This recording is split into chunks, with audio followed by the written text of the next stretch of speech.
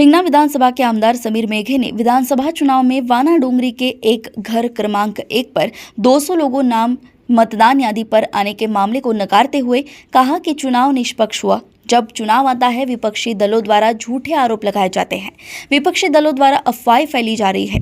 परिवार के कुछ सदस्य पिछले 11 वर्षों से वाना डोंगरी में रह रहे हैं, उनका मतदान वही आता है। हम चुनाव आयोग का सम्मान करते हैं, सभी कानून प्रक्रिया को मानकर चुनाव लड़ा जाता है। म्हणजे जे काल काही वर्तमानपत्रामध्ये एकाच घरी 200 मतं आहे, त्या 200च्या लोकांची समजा आपण शहानिशा केली, तिची यादी पण माझ्याकडे आहे आणि त्या 200 लोकांची शहानिशा केली तर त्याच्यामध्ये तिथली जे BLO आहे तिचं नाव पण आहे, तिथे जे माजी ग्रामपंचायत सदस्य निवडून आले होते त्यांचंही नाव आहे। आता अतिक्रमण तिथे मोठ्या प्रमाणात आहे आणि अतिक्रमणाच्या घराला काही ऑथेंटिक हाऊस नंबर किंवा घर नंबर त्याच्यात राहत नाही आणि हे सगळं ऑनलाईन पोर्टलवर जेव्हा फॉर्म फिल करतो तेव्हा प्रत्येक फील्ड जिथपर्यंत आपण काही भरत नाही, म्हणजे प्रत्येक विंडोमध्ये काही आपण लिहित नाही तिथपर्यंत तो फॉर्म एक्सेप्ट होत नाही। म्हणून ज्यांना घरं नंबर नाही त्यांना 0 किंवा 1 किंवा 2 असा नंबर देण्याची एक काहीतरी प्रशासकीय समज असेल मला असं वाटतं, म्हणून हा सगळा गोंधळ झालाय आणि ही सगळी प्रशासकीय बाब आहे। म्हणून याच्यामध्ये मी आपल्याला विनंती करतो की आपण तिथे स्वतः थोडासा वेळ काढा, आपण जाऊन भेटा आणि तिथे जे लोक आहेत की नाही याची स्वतः आपण शहानिशा करा। मी माझे नगरसेवक द्यायला तयार आहे आणि 10-10, 15-15, 20-20 वर्षापासून लोक राहतात आहे। असा सगळा गोंधळ हे विरोधक जाणून बुजून लोकांना कन्फ्यूज करण्याचं काम करत आहे। वाना डोंगरी हे मेघे परिवार सुद्धा राहतो, अशा प्रकारची वातावरणी केल्या जात आहे आणि त्याच्यावर सुद्धा म्हणजे बोलण्यात जात आहे, काय सांगा? आता मेघे परिवार हा भारताचाच नागरिक आहे आणि तिथे आमचे 2 कुटुंबाचे घर 10-10 वर्षापासून आहे, 15-15 वर्षापासून असेल। आता त्यांचं नाव जे लोक तिथं राहतात त्यांचं नाव येणं अपेक्षित आहे की नाही आहे? डॉक्टर बाबासाहेब आंबेडकरांनी संविधान लिहिलंय की जे भारताचे नागरिक आहे त्यांना मतदानाचा अधिकार आहे आणि ते तिथं राहतात, निश्चित राहतात। एक आमच्या कॅम्पसला लागूनच मुकुंद मेघे यांचं घर आहे आणि दुसरं निलेश मेघे यांचं घर आपल्या क्रीडा संकुलच्या ऑपोजिट मध्ये आहे। तर ते राहतात तिथे, त्यांचे घर आहे, ते प्रॉपर्टी टॅक्स भरतात आणि वर्षांपासून तिथले मतदार आहे, तर त्यांचे नाव तो राहणं अपेक्षितच आहे आणि ते पाकिस्तानचे नागरिक नाही। त्याच्यानंतरच अशी यादी त्यांनी काढलेली आहे की हॉस्टेलचे जे मुलं शिकणारे आहेत त्या हॉस्टेलची पण यादी मतदार यादीमध्ये आहे, त्या हॉस्टेललाही ते घर क्रमांक दिलेला आहे। निश्चितच आहे, त्याच्यात मी काही तुम्हाला म्हणतच नाही की त्यांचे नावं नाही आहे, पण ते नावं किती आहे? 150 नाव आहे। आता मला तुम्हाला उदाहरण सांगतो, जे लोक गव्हर्नमेंट एम्प्लॉईज आहे, जे नागपूरला त्यांची पैदाइशी आहे, ते समजा उद्या मुंबई, कलकत्ता, दिल्लीला ट्रान्सफर झाले, त्यांना मतदानाचा अधिकार आहे की नाही आहे? संविधानामध्ये लिहिलं आहे ना की त्यांना मतदानाचा अधिकार आहे। आता तिथले जे पोरं आहेत ते 5 वर्षासाठी आपला कोर्स करण्यासाठी आले, म्हणजे त्याचा अर्थ काय की ते 5 वर्ष ते तिथले नागरिक आहे, याच्यात काही दुमत नाही। आणि हे जे काही आहे हे कायद्याच्या अनुषंगाने आहे, कायदा कोणीही तोडलेला नाही।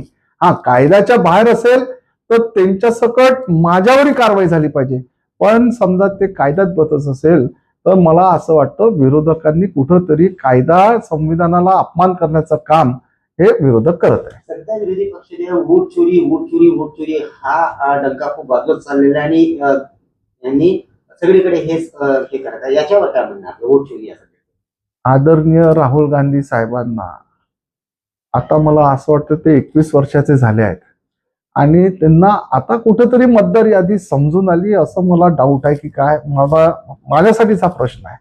आणि वोट चोरीचा प्रश्न हे सगळं जसं लोकसभेमध्ये फॉल्स नेरेटिव्ह की संविधान बदल डालेंगे तेव्हा तो चालला। पप्पूजी एकदा पास झाले चुकीने, पण वारंवार पप्पूजी काही पास होणार नाही। मृतकांचं पण नाव मतदार यादीत आहे, त्यांची जे मतदान आहे त्यांनी केलेलं आहे असं पण त्यांच्या नावावर मतदान केलं असं पण म्हणणं आहे। आता जे लोक मरण पावले त्यांचे नावं का पहिल्यांदा यादीत आहे का? आपल्या भारताच्या इतिहासामध्ये हे काय पहिल्यांदा झालं आहे का? आणि मतदान झालं हे कुठेतरी चुकीचा भ्रम. काय काँग्रेसची जेव्हा सरकार होती तेव्हा मृतकांचे नावं नव्हते का? काहीतरी लोकांना अरे तुम्ही डेव्हलपमेंटवर बोला ना. तुम्ही 15 वर्ष तिथले आमदार होते, तुम्हाला 6-8 महिने मंत्रीपद सुद्धा भोगलं तुम्ही आदरणीय गोंडमारे साहेब तिथं 5 वर्ष आमदार होते, तेव्हा तुम्ही डेव्हलपमेंट काय केलं त्याच्यावर चर्चा करा.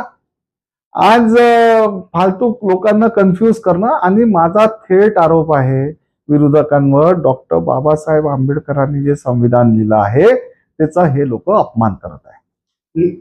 मुख्यमंत्री सहायता निधीमध्ये आपण सुद्धा धनराशी आपण दिलेली आहे, काय सांगितलं? नाही, महाराष्ट्रावर फार मोठं संकट ह्या पूरच्या माध्यमातून आलंय. आणि कुठंतरी आपण एक लोकप्रतिनिधी आहे, आपल्यालाही लोकांबद्दल काळजी आहे. हे एक त्यांची काळजी आहे आम्हाला. आणि त्याच्यासाठी सहायता निधीमध्ये जे काही धनराशी आम्ही करू शकलो स्वइच्छेने तेवढी केलेली आहे. आणि त्याचा मला असं वाटतं की कुठेतरी आपणही अडचणीत लोकांचे आपण कुठेतरी कामात येऊ म्हणून ते आपण तसं चेक दिलेलं आहे.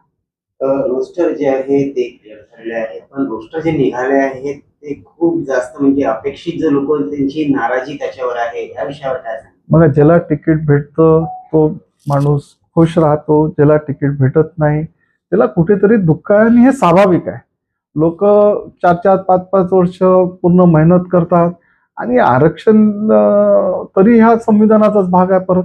आणि आरक्षण आलं जे आलं त्याला आपल्याला ऍक्सेप्ट करणं आणि पुढे जाणं आहे.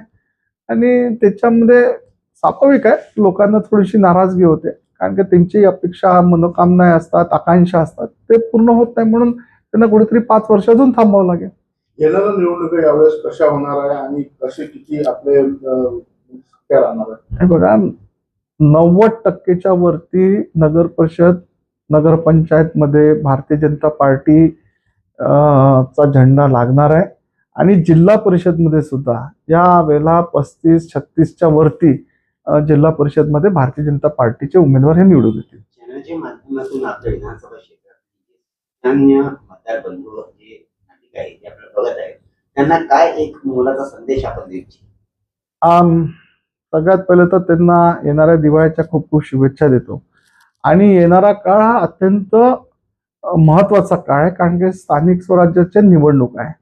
आणि मला असं वाटतं विकासाच्या गाडीला 3 जे चाकं आहेत ते व्यवस्थित लोकांनी लावलेले आहे.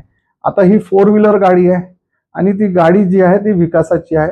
एक चाक बरोबर मोदी साहेबांचं लोकांनी लावलं, दुसरं चाक आमच्या महायुतीचं आदरणीय देवेंद्रजीच्या माध्यमातून असो, एकनाथराव शिंदे साहेबांच्या नावाच्या माध्यमातून असो, अजितदादांचा असो, तो एक बरोबर चाक दुसरा लावलेला आहे. तिसरा चाक लोकांनी मला आशीर्वाद दिला, मला परत एकदा लोकांना सेवा करण्याची संधी उपलब्ध करून दिली, म्हणजे तिसराही चाक विकासाचा बरोबर त्या गाडीत लावला आहे. आता चौथं चाक जे आहे हे स्थानिक स्वराज्याचे जे निवडणूक आहे त्याच्यामध्ये 4 व्हीलरला चौथंही चाक भारतीय जनता पार्टी महाविकास आघाडी ला दूर करून महायुतीला चौथं चाक विकासाचं लोक लावतील अशी मला लोकांकडनं अपेक्षाही आहे आणि त्यांना विनंती आहे. दिवाळीची शुभेच्छा जी आहे हो. आता याच्यातच ते आलं त्याच्यात, पण हे सर्व विधानसभाच्या जनतेला. नमस्कार, मी समीर मेघे. येणाऱ्या दिवाळीच्या हिंगणा मतदारसंघातल्या आणि आपल्या सगळ्या व्ह्युअर्सला मी माझ्याकडनं, माझ्या कुटुंबाकडनं, माझ्या पक्षांकडनं आपल्याला दिवाळीच्या खूप खूप शुभेच्छा देतो. ते हे आले आपले